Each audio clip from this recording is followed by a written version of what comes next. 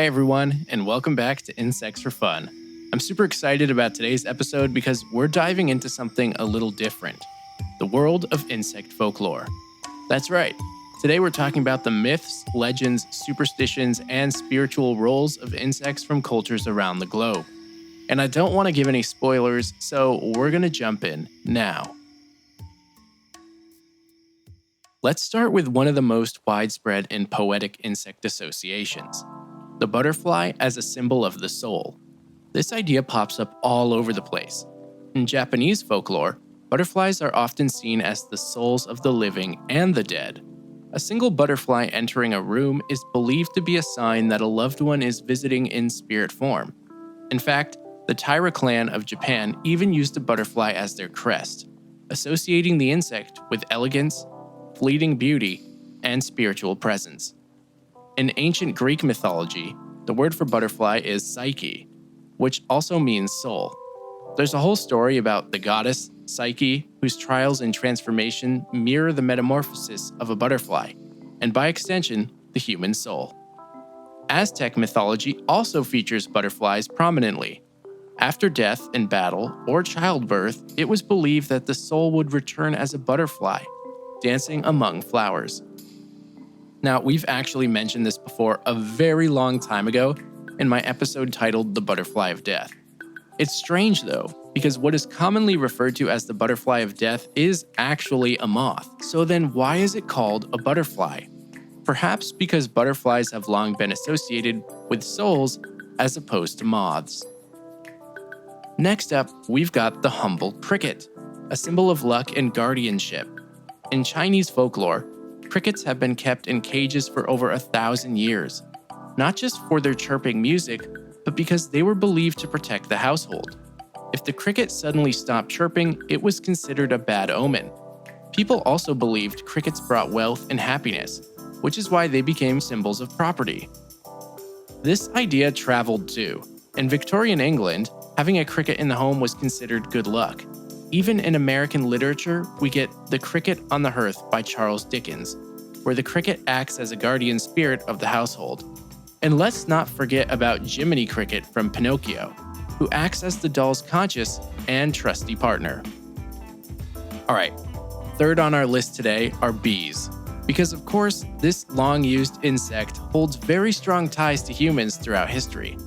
But bees are more than a flower's best aid. In ancient Egypt, they were believed to have been born from the tears of the sun god Ra. They symbolized order, resurrection, and were associated with royalty. Pharaohs used the bee as a hieroglyph in their royal titles, symbolizing their role as unifiers of Upper and Lower Egypt. The bee, paired with the sedge, a plant, represented Lower Egypt and was part of the pharaoh's Nesubaiti name, one of the 5 great names used by Egyptian kings, which refers to a ruler of both Upper and Lower Egypt. In Celtic mythology, bees were considered messengers between this world and the next. If a beekeeper died, it was customary to, quote, tell the bees, unquote, so they wouldn't abandon the hive or stop producing honey. Even in Christian symbolism, bees represent the soul, the Virgin Mary, and hard work. Monasteries often kept bees and used honey in sacred rituals. But I want to take us back to Egypt because we cannot leave without talking about scarab beetles. I've mentioned them before in past episodes, but beetles in the family Scarabidae had special meaning to the ancient Egyptians, particularly a species called Scarabaeus caesar, which rolls balls of dung across the desert. Now, I know that might sound kind of ew to a lot of people, but this became a symbol of the sun's journey across the sky. The scarab was linked to Khepri, the god of the rising sun, rebirth, and transformation. Amulets shaped like scarabs were worn for protection and placed with mummies to guide their souls through the afterlife. And speaking of the afterlife, it's time to head to the spooky side of things and talk about the death's head hawk moth or sphinx moth. With a skull-shaped pattern on its thorax and a tendency to squeak when threatened, it's no wonder this moth freaked people out. In European folklore, these moths were considered omens of death or misfortune. Their appearances often coincided with bad news or mysterious deaths. Even in modern pop culture, they show up in creepy contexts, like Silence of the Lambs, where the killer leaves pupae of a death's head hawk moth in the mouths of his victims. Now, there are actually 3 different species of death's head hawk moths: Atropos, Lachesis, and Styx, all of which are from Greek myth and related to death. The first, Atropos, refers to the member of the 3 Murai who cuts the threads of life of all beings. Lachesis is the second to the Murai who allots the correct amount of life to a being. And the last, Styx, refers to the river of the dead. In addition, the genus name Acherontia is derived from Acheron, a river of Greek myth that was said to be a branch of the river Styx. According to John Jarvis Bisset in his 1875 work Sport and War in South Africa, quote, "The death's head moth, as found in South Africa, is about the size and length of a man's finger, and it has a most perfect death's head and marrow bones painted by nature on its back," unquote. This moth has an interesting legend from both the Dutch and the natives of South Africa's Cape of Good Hope, and it is that this moth has a sting, and that a puncture from it causes instant death.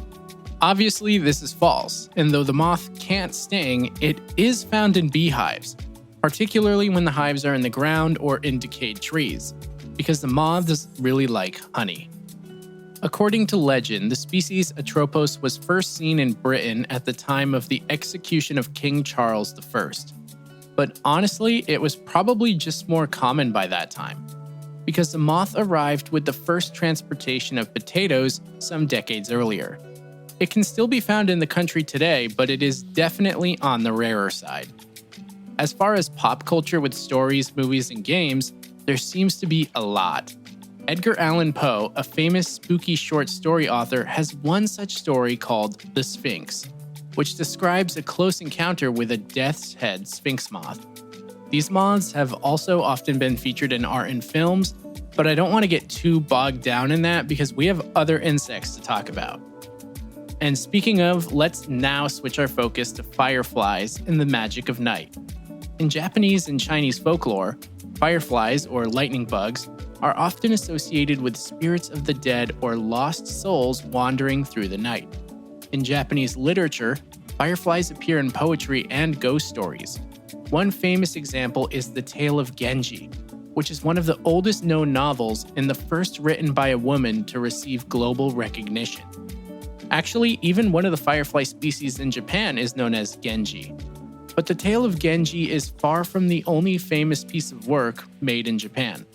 Fireflies also appear in Hotaru no Haka, Grave of the Fireflies, both the novel and its iconic film adaptation, where they serve as a powerful symbol of innocence and the fleeting nature of life. In traditional Japanese poetry, like haiku and tanka, fireflies are often used to express themes of melancholy, longing, and the passage of time. The Genji Firefly Festival celebrates their magical appearance and ties them to themes of love and impermanence.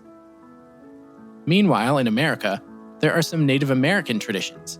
In Cherokee folklore, the firefly was believed to carry bits of starfire and acted as a guide for spirits traveling through the woods at night. In Apache tradition, fireflies were seen as tricksters who played pranks by pretending to be embers from campfires to lure travelers off their path.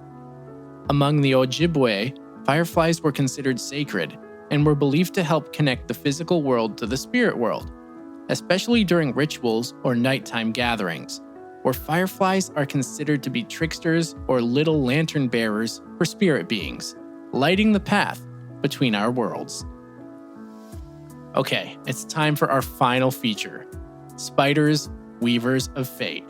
Now, spiders aren't insects, but they deserve an honorable mention. In West African folklore, Anansi the spider is a beloved trickster figure who uses wit and storytelling to outsmart more powerful enemies. He later became a central character in Caribbean folklore due to the African population there. In Greek mythology, Arachne was a mortal weaver who challenged the goddess Athena and was turned into a spider as punishment, giving us both the term arachnid and a cautionary tale about hubris. And of course, there are Japanese legends as well, such as Jorogumo, which I mentioned in the Joro spider episode. Whether as omens, protectors, messengers, or metaphors for the human soul, insects and arachnids have played huge roles in our collective imagination. They may be small, but in folklore, they're giants, shaping our fears, hopes, and our understanding of the unseen world. Thanks for joining me on this folklore-filled episode, and be sure to share this episode with your friends and maybe light a candle for the next firefly you see. Who knows? Could be a soul on a journey. New bonus episodes dropping this month over on Patreon for those who want to give them a look, as well as some new vlog posts, and now that it's summer vacation, I will be pushing more episodes with my extra free time. Until next time, keep your eyes open and your nets ready. Thanks for listening.